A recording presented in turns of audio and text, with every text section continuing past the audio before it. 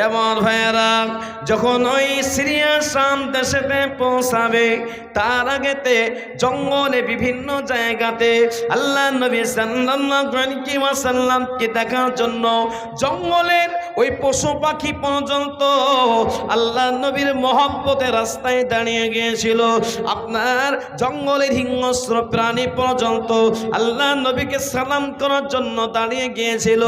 এ আল্লাহওয়ালারা, মাইসারা তার সঙ্গী সাথীদেরকে বলতেছে, এ সঙ্গী সাথীরা, আমি এই রাস্তা দিয়ে সিরিয়া শাম অনেকবার গিয়েছি, কিন্তু আমি সিরিয়া শামে যাওয়ার সময়তে এত আমি হিংস্র প্রাণী দেখি নাই, রাস্তার উপরে দেখে নাই, দূর দূরে দেখেছি। ওই সময় মাইসারা আল্লাহর নবী বলেছিলেন, এ মাইসারা, হিংস্র প্রাণী বাঘ ভাল্লুক যারা রাস্তার উপরে আছে, তুমি না তাদেরকে তোমরা কিছুই বলবে না, তারা আমার সঙ্গে কথা বলতে চায় আর আমি নবী তাদের সাথে কথা বলবো। জোরে বলুন সুবহানাল্লাহ।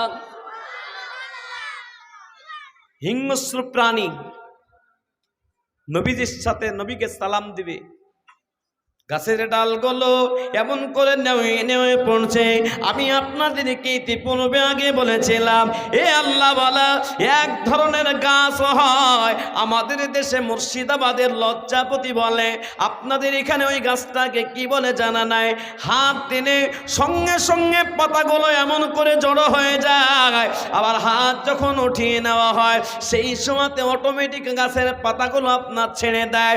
এ আল্লাহওয়ালা, আমাদের মতন পবিত্র লোকদের যদি হাতের ইশারায় একটা গাছের পাতা যদি আপনার জড়ো হয়ে যায় আর পাতাগুলো আপনার হাতটা সরে নিলে পাতাগুলো যদি আপনার খাড়া হয়ে যায়, তাহলে বিশ্ব নবীর জন্য ওই গাছগুলো আমার নবীকে ছোঁয়ার জন্য যদি এরকম করে থাকে, আল্লাহ নবী সাল্লাল্লাহু আলাইহি ওয়াসাল্লামকে গাছগুলো কেমন করে নেয়ে আমার নবীকে সালাম দিয়েছিল, আমার নবীকে ছায়া করেছিল, এটা বিশাল ব্যাপার। বলুন সুবহানাল্লাহ। আপনাদের এদিকে ওই লজ্জাপতি গাছ দেখেছেন বাবা? হয় না? এরকম করলে গাছের পাতাগুলো আবার হাত ছেড়ে দিলে কিছুক্ষণ পরে দাঁড়িয়ে যায়। আমাদের মতন অপবিত্র লোকদের হাত যদি পাওয়ার পরে গাছের পাতাও গুলো জড়ো হয়ে যায়, আমার নবীজির জন্য গাছগুলো যেন শার্ট আমার নবীজিকে ছায়া করছে। এ আল্লাহ মালারা, একটা হিংস্র প্রাণী আল্লাহর নবীর সামনে দাঁড়িয়ে গেছে। আল্লাহর নবী উটের উপর থেকে নামলেন, হিংস্র প্রাণীকে সাথে আল্লাহর নবী কথা বললেন, মনে মনে কি যেন বললেন।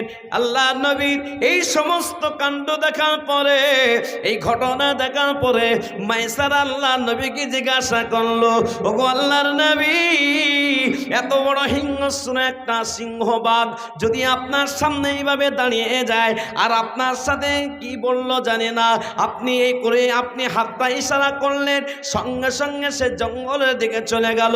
ও আল্লাহর নবী, ও মুহাম্মদ, আপনি এমন করে আপনি কিভাবে আপনি তাদের সাথে কি কথা বললেন, আমাকে কি বলবেন না? আল্লাহর নবী বলেছিলেন, সফরে এসেছি, সফর থেকে ফেরার পরে এ মাইসারা তোমাকে সমস্ত ঘটনা খুলে বলবো, হিংস্র প্রাণীদের সাথে আমার কি কথা হয়েছিল। যদি বলুন সুবহানাল্লাহ।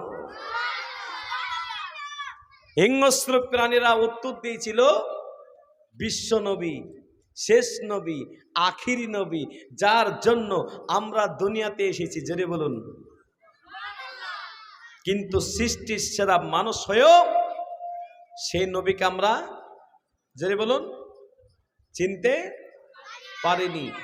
এই শুধু হিংস্র প্রাণী না, আরো ঘটনা আপনাদের সামনে একের পর এক বলবো। দেখবেন নবীজিকে কত জানোয়ার, জন্তু জানোয়ার নবীকে কত ভালোবেসেছিল, সেই ঘটনাটাও ইনশাআল্লাহ একের পর এক আসছে। আমার নবী সাল্লাল্লাহু আলাইহি ওয়াসাল্লাম যখন আপনার ওই শাম দেশে পৌঁছে গেলেন, সেখানে একটা রাহিব ছিল, ওই রাহিবটার নাম হলো বুহায়রা। কি নাম বললাম বাবা? নামটা বুহায়রা।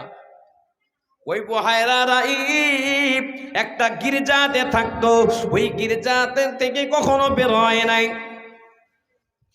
ওই বুহাইরা রাহিম সে আপনার বের হওয়ার পরে বলতে লাগলো, ওই বুহাইরা রাহিম বের হওয়ার পরে বলতে লাগলাম এখানে নিশ্চয় একটা আল্লাহ পাকের খাস বান্দা আসতেছে, যার কারণে আকাশের চাঁদ পর্যন্ত সে আলো দিতে লেগেছে, সূর্যের তাপটা কম হতে লেগেছে।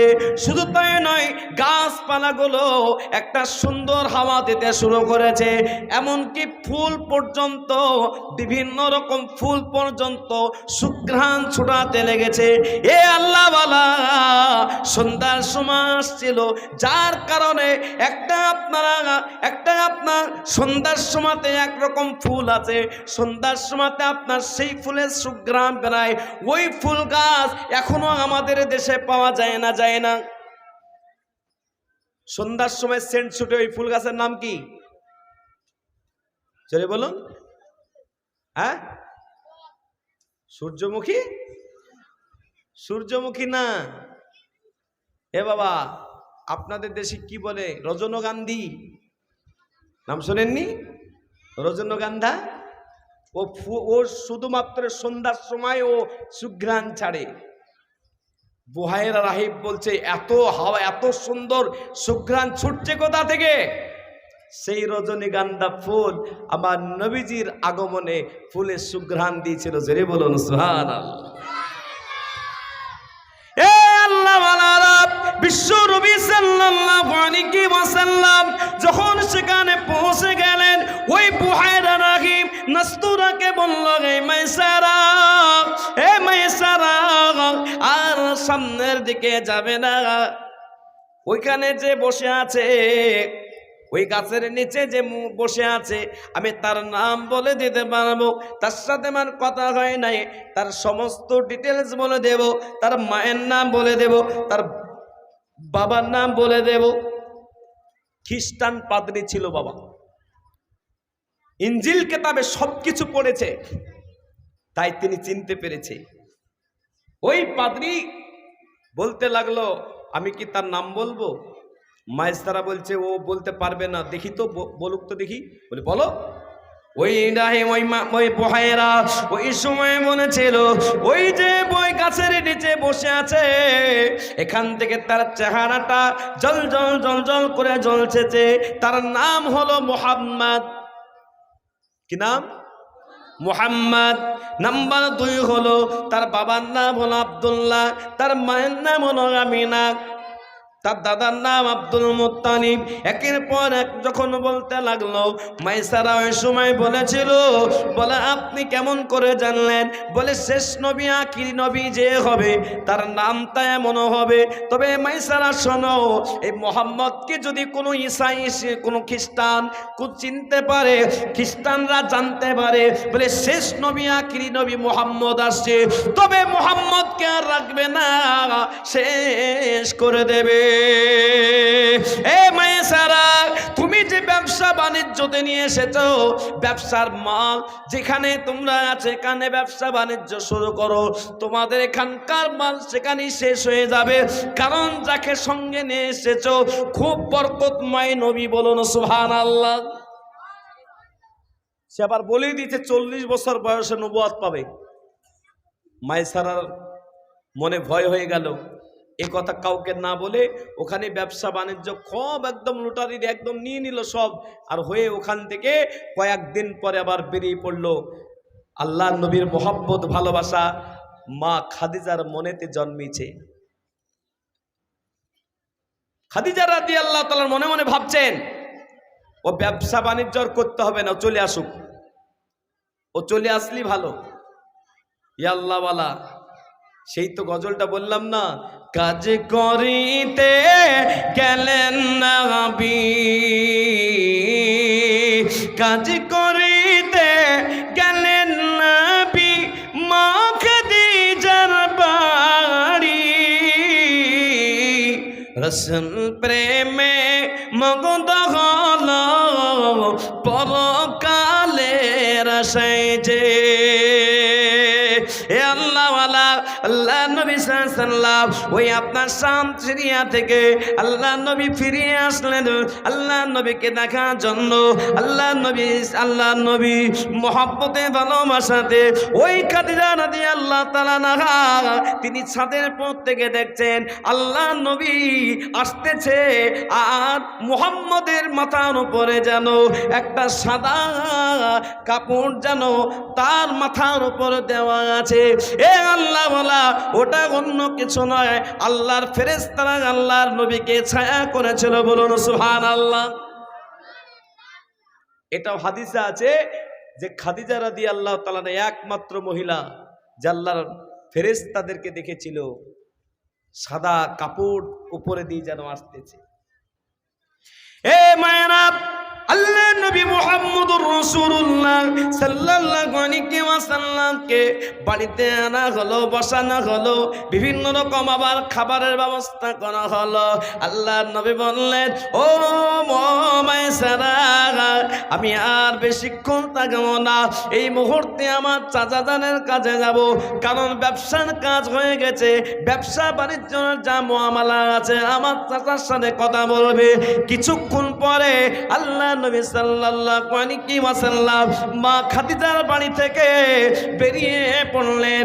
আর ওই ব্যবসাতে এত লাভবান হয়েছিল, মা খাদিজার অনেক ব্যবসাতে অনেকজন ম্যানেজার হিসাবে গেছে, খাদিম হিসাবে গেছে, কিন্তু আল্লাহ নবী এই ব্যবসাতে যাওয়াতে এত লাভবান হয়েছিল না, কখনো এত ব্যবসা বাণিজ্যতে এত লাভ হয় নাই। আল্লাহ নবীর আমানতদারিতা, আল্লাহ নবীর চলাফেরা, আল্লাহ নবীর আখলাক, আল্লাহ নবীর সফরের সমস্ত ঘটনা ওই মাইসারা নামক খাদিজা রাদিয়াল্লাহু তাআলা আনহাকে বলে দিলেন। আল্লাহ নবীর মহব্বত ভালোবাসা খাদিজার মনের ভিতরে আরো বেড়ে গেল। বলুন সুবহানাল্লাহ। আল্লাহ নবী চলে গেলেন চাচার বাড়ি, আর খাদিজা রাদিয়াল্লাহু তাআলা মনে মনে ভাবছেন যে এই মোহাম্মদকে পাবো কেমনে। এ বাবা, একটা ছেলে যদি পছন্দ হবে, একটা মেয়ে যদি পছন্দ হয়, ছেলের বিবাহের জন্য একটা মেয়ে পছন্দ করেছেন, বলুন ঘটক লাগাতে হয় না, হয় না? ঘটক লাগানোর প্রয়োজন আছে না নাই? কিন্তু কিছু ছেলে মেয়েরা আছে অবৈধ সম্পর্ক করে, তারা বাপ জানলো না, মাও জানলো না, শাশুড়িদের শ্বশুরও জানলো না, হঠাৎ করে পালিয়ে গিয়ে বিয়ে করে নিল। ঠিক না বেঠিক? আরে ভাই, পছন্দ হতে পারে, কিন্তু জেনে, সবাইকে জেনে বিবাহ করো না। সমস্যা কি আছে? তোমার বাপকে বলো যে আমার ওখানে পছন্দ আছে আম্বা, তোমার বাবা তো তোমার জন্য খারাপ চাইবে না। কিন্তু আপনাদের দেশে একটা ভাষা আছে, ভেগ্যা যা। কি বলে আপনাদের দেশে? বলতে লজ্জা লাগছে? ভেগে গেলে কি বলে? ভেগে গেল নাকি? না ভেগে গেল না ভাগ্যা গেল? আমি বলি ভেগ্যা যায় নাই, ভেঙে গেছে। কেন? যতগুলো এইভাবে বিবাহ ভেগ্যে বিগে বিবাহ করেছে, প্রায় সংসার 180টা মহিলার সংসার জীবন নষ্ট হয়েছে এই নৈমুসার মাটিতে। আমি কি খবর জানি না? যারাই ভেঙ্গে বিয়ে করেছে তাদের জীবন ভেঙে গেছে। খুব মুসিবতে অনেকজন থাকে না? থাকে না? জোরে বলুন। থাকেন। অনেকজন ছুটিও হয়ে গেছে। আল্লাহওয়ালা, এ যুবকেরা, ভেগ্যে বিবাহ করার কোনো কারণ নাই। আল্লাহর কাছে 2 রাকাত নামাজ পড়ে, যে মেয়েটা তোমার পছন্দ 2 রাকাত নামাজ পড়ো, আর আল্লাহর কাছে কাতারে দাঁড়িয়ে দোয়া করো, আল্লাহ আমার জীবন পার্টনার হিসাবে, সাথী হিসাবে আমার ওকে পছন্দ, তুমি আল্লাহ ওকে আমার জীবনের জন্য কবুল করো, আমার বাবা মার মান মানসিকতাকে তারপরে করে দাও। আল্লাহ চাইলে ওখানে বিবাহ, আর যদি বিবাহ নাই হয় জানবে তোমার কল্যাণ ছিল, তোমার ভালো ছিল, যার জন্য ওখানে বিবাহ হয়নি। এ বাবা, কথা বুঝতে পারছেন না? পাচ্ছেন না? যুবকরা মনে হয় বুঝতে পারছেন না নাকি? ভালো করে বুঝুন। কথার ভেতরে বলেছি না, জীবনের ভেতরে জীবন ভরা আছে। মাঝখানে বলে দিলাম মোহাব্বতটা কেমন ছিল আর কি হচ্ছে দেখুন। আল্লাহর নবী সাল্লাল্লাহু আলাইহি সাল্লামকে পছন্দ হয়েছে মা খাদিজা। খাদিজা রাদিয়াল্লাহু তাআলা আনহা লোক ঠিক করলেন। কাকে ঠিক করবে? এ বাবা, অন্য কাউকে যদি না বলা যায়, হয় বন্ধুকে বলা যায়, না হলে বান্ধবীকে, মেয়েরা বান্ধবীকে বলবে, আর ছেলেরা, জোরে বলুন, বন্ধুকে। কিন্তু এখন উল্টো, ছেলেদের কোনো বন্ধু নাই, এখন সব বান্ধবী। আর মেয়েদের কোনো বান্ধবী নাই, এখন বন্ধু। কথা ঠিক বললাম না বেঠিক বললাম?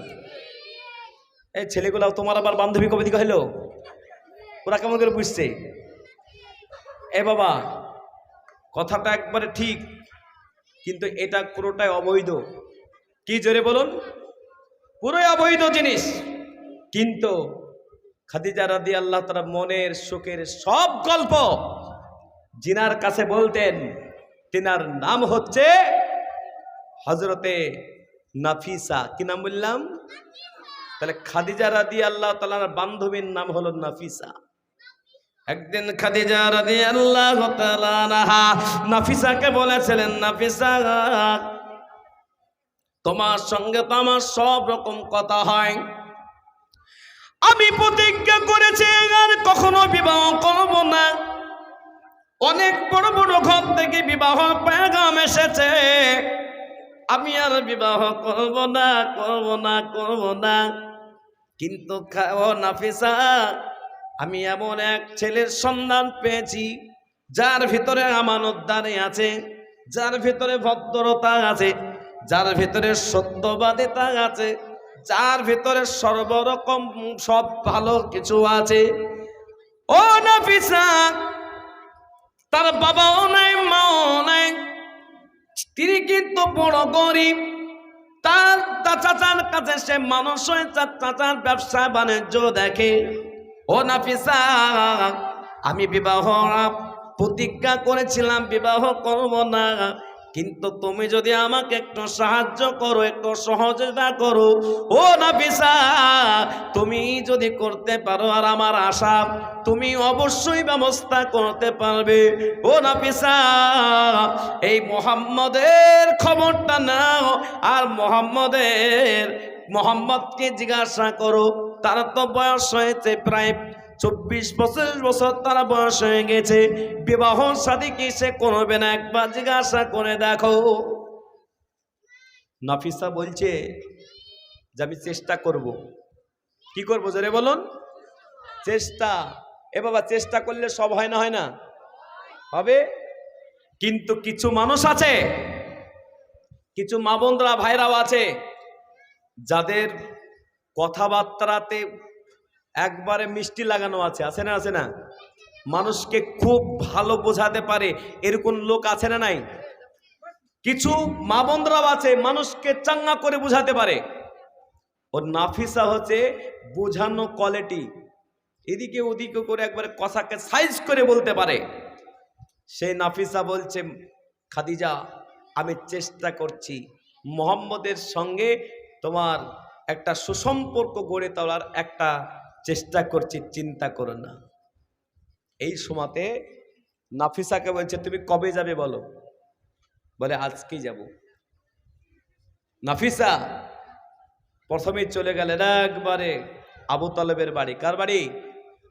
নবীজি থাকেন কোথায়? জোরে বলুন। আবু তালেবের বাড়িতে থাকে। নাফিসা একদম চলে গেছে, একদম দরজার কাছে গিয়ে কড়া দিচ্ছে। কে? বলে আমি নাফিসা। তো কেন? বলে কি একটু কথা আছে। বলে মুহাম্মদ আছে? বলে মুহাম্মদ এখন নেই, তবে তার চাচা জান আছে, চাচা আবু তালেব আছে। চাচা আবু তালেব এসেছে, দেখা করেছে। বলে মুহাম্মদ? বলে মুহাম্মদ একটু পরেই আসবে। বলে মুহাম্মদের সঙ্গে একটু কথা বলা যাবে? বলে হ্যাঁ, বলা যাবে। কিছুক্ষণ পরে মুহাম্মদ সাল্লাল্লাহু আলাইহি সাল্লাম আসলেন। বলে একটু বারান্দা বাড়ি বলা হতো, একটা জায়গা আমাদের দেওয়া হোক, সেই জায়গায় একটু কথা বলবো। আল্লাহর নবী মুহাম্মদুর রাসূলুল্লাহ